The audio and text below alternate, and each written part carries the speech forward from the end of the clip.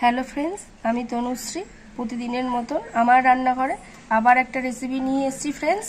আজকে একটু যেহেতু মঙ্গলবার, তাই একটু নিরামিষ ছোলার ডাল করব।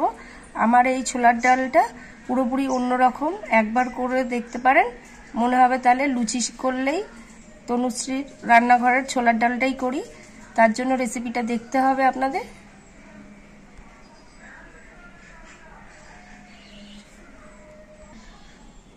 ছোলার ডালটাকে আমি অনেকক্ষণ আগে ধুয়ে রেখেছিলাম, একটু ভিজিয়ে রেখে তারপর ভালো করে ধুয়ে নিয়েছি। দেখুন একটুখানি ভিজেছে বলে ডালগুলো একটু বড় বড় হয়ে গেছে। এবার আমি প্রেসার কুকার নিয়েছি একটা। প্রেসার কুকারের মধ্যে একটা সিটি দিয়ে নেব একটু নুন দিয়ে।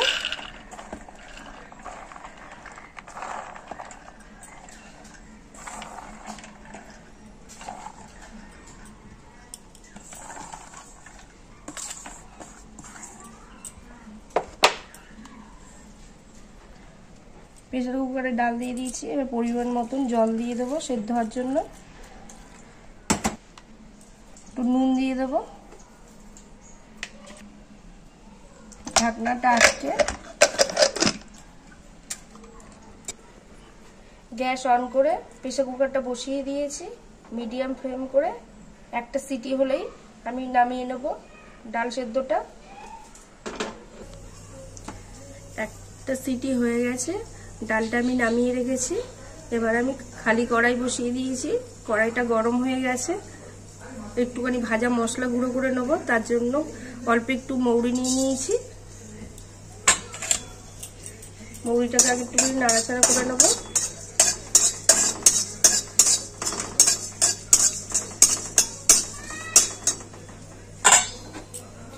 তার সাথে আছে, মৌরির সাথে আছে তেজপাতা, শুকনো লঙ্কা আর গোটা সাদা জিরে আর লং, এলাচ, দারচিনি। এটাকেও ভেজে নেবো একসাথে।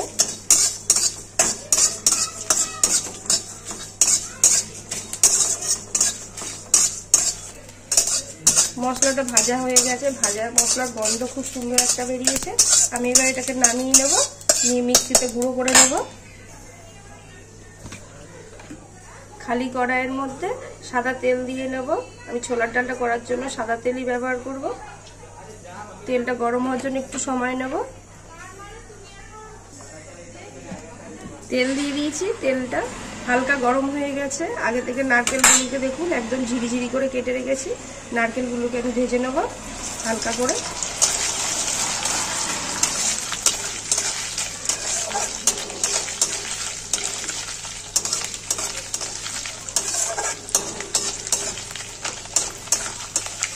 নারকেলগুলো হালকা করে ভাজা হয়ে গেছে। এবার নারকেলগুলোকে তুলে নেব।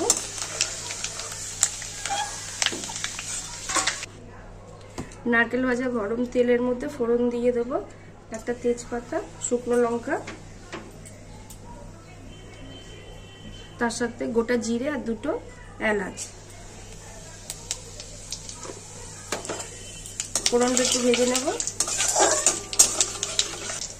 ফোড়নটা ভাজা হয়ে গেছে। আগে দিয়ে টমেটোটা কুচিয়ে রেখেছিলাম, টমেটোটা দিয়ে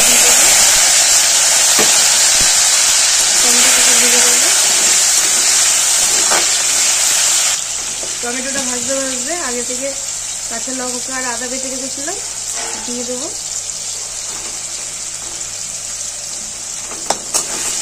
ভালো করে ভেজে নেবো সবসময়।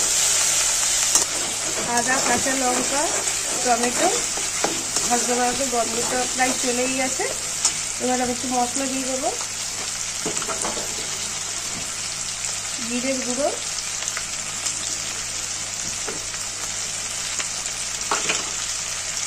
হলুদ গুঁড়ো,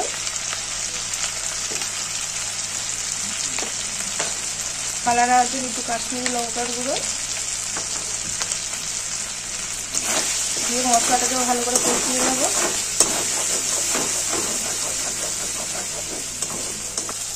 মশলাটা কষানো হয়ে গেছে, মশলা দিয়ে তেল বেরিয়ে গেছে। আমি যে প্রেসার কুকারে সেদ্ধ করে রেখেছিলাম ডালটা, দেখুন ফেটে গেছে একটা সিটি দিতে। এটা আমি এবার ঢেলে দেবো।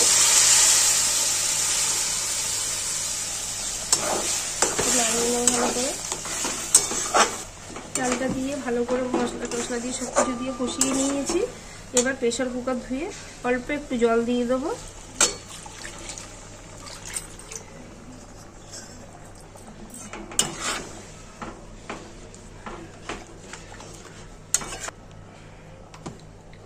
ডাল সেদ্ধ করার সময় নুন দিয়েছিলাম, আমি আবার স্বাদ মতন আবার আর একটু নুন দিয়ে দেবো, নাড়িয়ে নেব।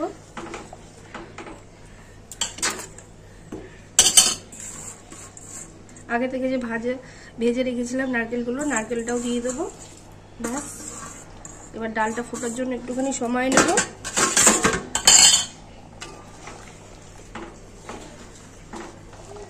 ডালটা ফুটে গেছে, দেখুন গাঢ় গাঢ় হয়ে গেছে নারকেল দিয়ে ছোলার ডাল। আমি নামিয়ে নেব।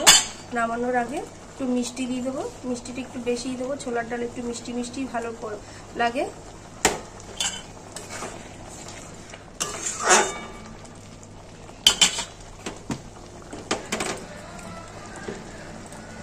ভাজা মশলাটাই হচ্ছে আমার ছোলার ডালের স্পেশাল।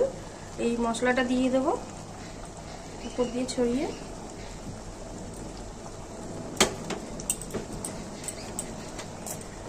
তারপর দিয়ে দেবো একটু ঘি।